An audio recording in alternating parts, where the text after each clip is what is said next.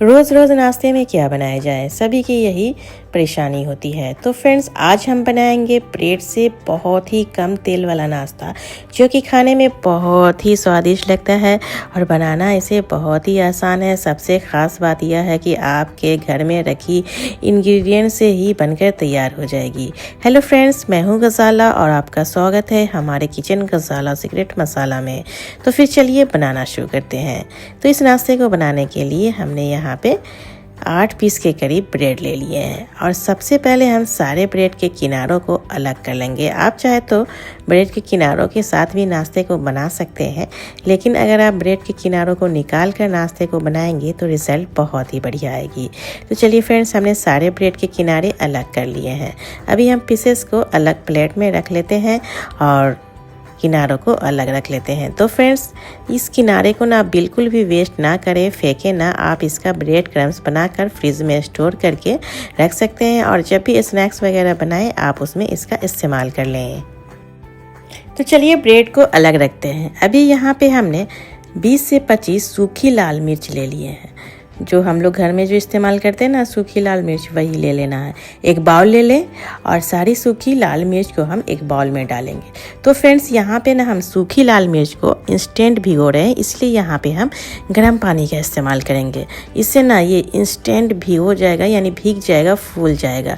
तो अगर आप पहले से सूखी लाल मिर्च को भिगो रहे हो तो आप ठंडे पानी का भी इस्तेमाल कर सकते हैं, यानी कि रूम टेम्परेचर वाली। लेकिन अगर आप इसे इंस्टेंट भिगोना चाहें ना तो आप गर्म पानी का इस्तेमाल करेंगे तो फौरन ये भीग जाएगा। चलिए इसे रेस्ट पे डालते हैं और यहाँ पे हम एक बाउल ले लेंगे और बाउल में हम डाल देंगे 1 कप ताज़ी दही। तो फ्रेंड्स, यहाँ पे हमने ये जो दही है होममेड है, हमने घर पे ही जमाया है। आप चाहे तो बाजार वाली भी इस्तेमाल कर लें। यहाँ पे आप 1 दिन पुरानी दही का भी इस्तेमाल कर सकते हैं इस नाश्ते में बनाने के लिए। तो फ्रेंड्स, चलिए सबसे पहले क्या करेंगे, दही को ना अच्छी तरीके से फेंट लेना है।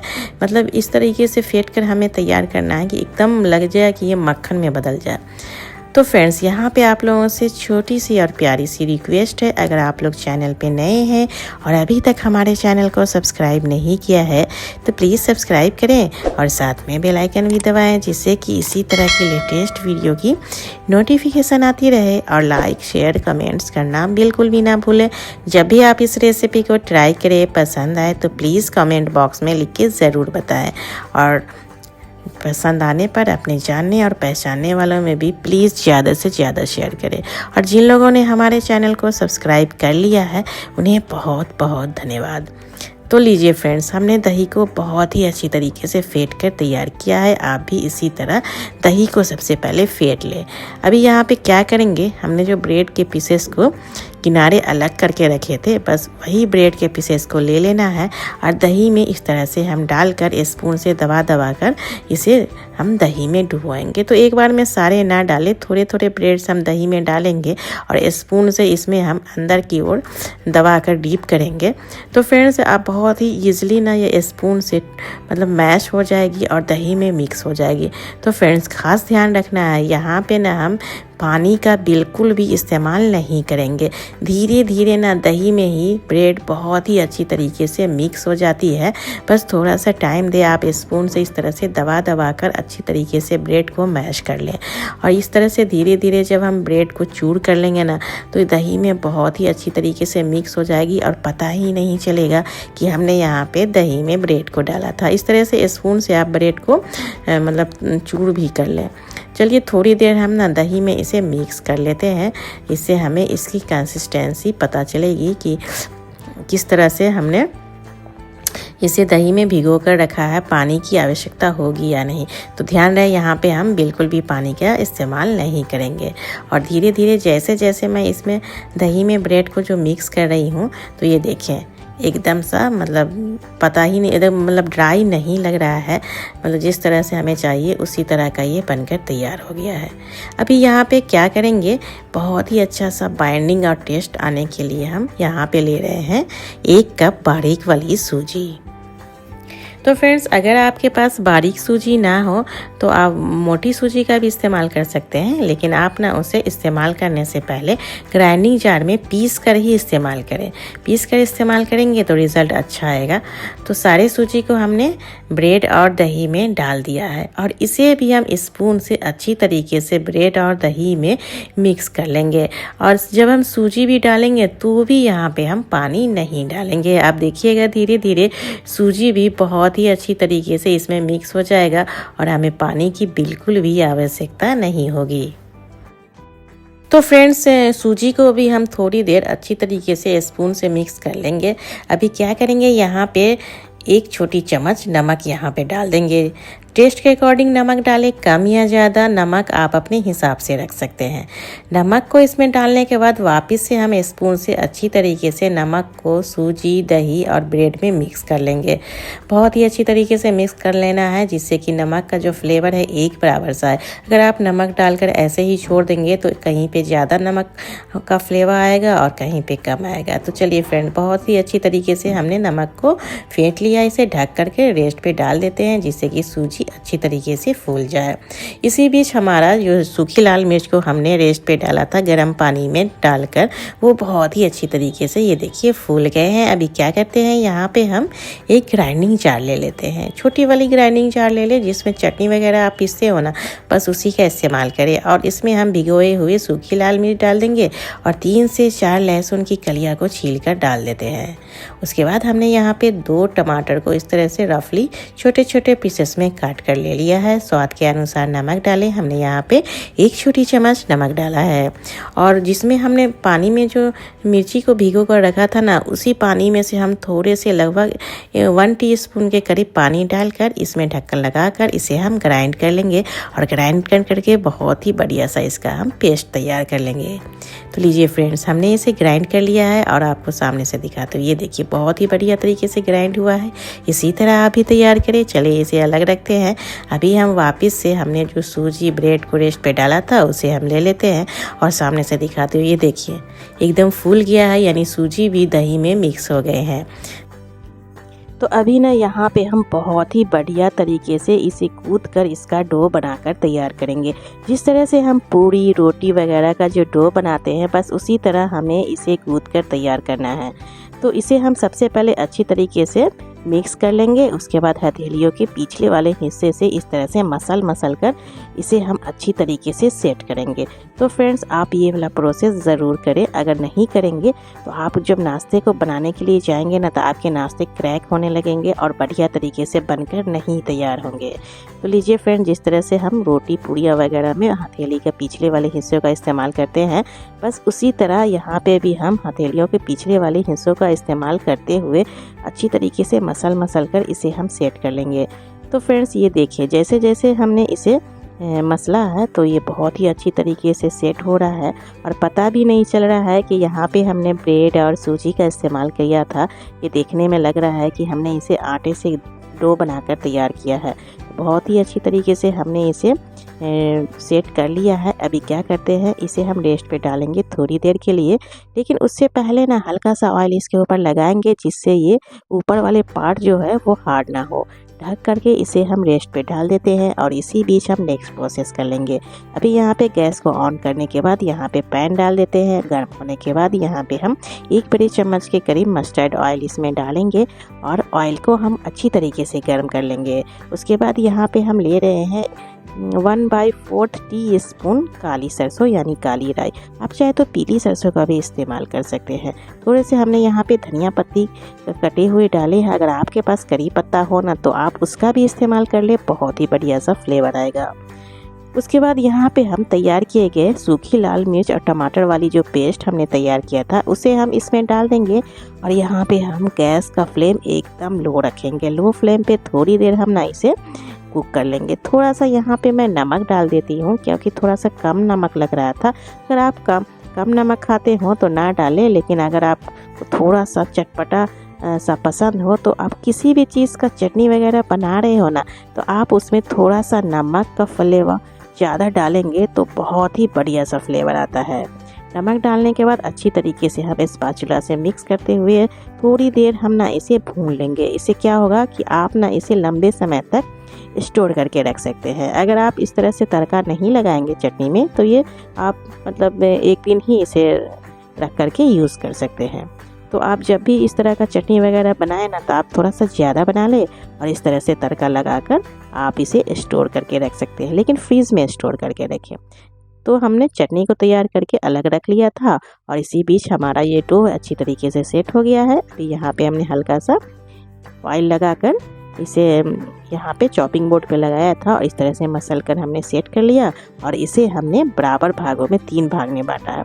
एक बार में हम जब इसे बनाते तो थोड़ी सी परेशानी आ जाती, इसलिए हमने छोटे छोटे पीसेस में कर लिए। उसके बाद एक पोर्शन को लेकर हमने इस तरह से हाथों से इस तरह से प्रेस करते हुए अच्छी तरीके से लंबे आकार में सेट किया है। ये देखिए, इसी तरह अभी सेट कर ले, कोई भी दिक्कत नहीं आएगी। उसके बाद इसे हम बराबर हिस्सों में बांट लेंगे। ये वाला प्रोसेस अगर आप करेंगे ना तो आपके जो नाश्ते का शेप है एकदम एक बराबर सा तैयार होगा। तो आप चाहे तो मतलब हाथों से भी इसे बराबर पोर्शन में बांट सकते हैं। हमने यहाँ पे नाइफ का इस्तेमाल किया है, तो सारे डो को हम सबसे पहले बराबर पोर्शन में बांट लेते हैं। तो लीजिए फ्रेंड्स, लगभग हमने सारे डो को इस तरह से लंबे आकार में बना लिया है और नाइफ के इस्तेमाल से बराबर पोर्शन में बांट भी दिया है। और हमने इसे बांटने के बाद एक बाउल में रख लिया है जिससे हमें परेशानी ना आए। तो चलिए, बहुत ही बढ़िया तरीके से बराबर हिस्सों में हमने इसे बांट लिया है। सामने से मैं आपको दिखाती हूँ। ये देखिए, हमने इसे एक बाउल में रखा है। आप प्लेट, बाउल किसी भी चीज़ का इस्तेमाल कर ले। और ये देखिए, ना तो ज़्यादा लेना है और ना ही कम, इसी तरह आप ले लें। चलिए, इसे अलग रखते हैं। अभी यहाँ पे एक प्लेट ले लेंगे जिसमें हम नाश्ते को तैयार करके डालेंगे। नाश्ते को तैयार करने से पहले ना आप अपने हाथों में हल्का सा ऑयल लगाएं। अगर ऑयल लगाकर नाश्ते को शेप देंगे तो ना ये जो डो है आपके हाथ में बिल्कुल भी नहीं चिपकेंगे। तो हल्का सा ऑयल लगाने के बाद हम हमने जो बराबर हिस्सों में डो को बांटा था, एक पोर्शन ले लेंगे और इस तरह से हथेलियों पर घुमाते हुए हम इसे इस तरह का शेप बनाकर तैयार करेंगे।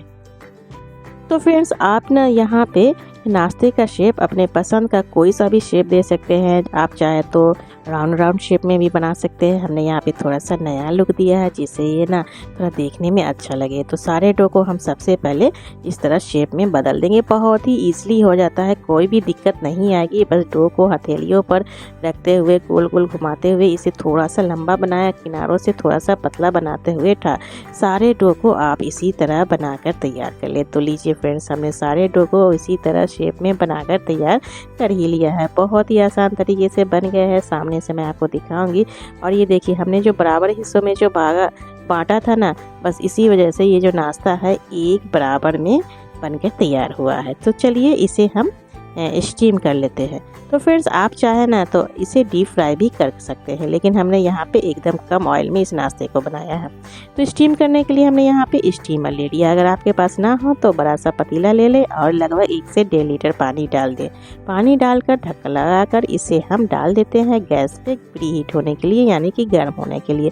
तो जब तक हमारा पानी गर्म हो रहा है, इसी बीच हम स्टीमर का दूसरा वाला बर्तन ले लेंगे, जालीदार वाला बर्तन। अगर आप पतीले का इस्तेमाल कर रहे हो, इस तरह का छन्ना जालीदार वाला प्लेट वगैरह हो ना, तो आप उसका इस्तेमाल करें इसकी जगह। तो क्या करेंगे, अभी हल्का सा ऑयल हम स्टीमर के जालीदार वाले बर्तन के ऊपर लगाएं। एकदम हल्का सा लगाना है। हमने यहाँ पे रिफाइंड ऑयल का इस्तेमाल किया है। आप अपने पसंद का कोई सा भी ऑयल लगाएं, लेकिन मस्टर्ड ऑयल ना लगाएं। तो हल्का ऑयल बहुत ही अच्छी तरीके से हम फैला कर लगा देंगे, जिससे जब हम नाश्ते को स्टीम करने जाए तो प्लेट में ना चिपके। ऑयल लगाने के बाद यहाँ पे हम तैयार किए गए नाश्ते को थोड़ी डिस्टेंस बनाते हुए हम इसमें डालेंगे। थोड़ा डिस्टेंस बनाकर डालें।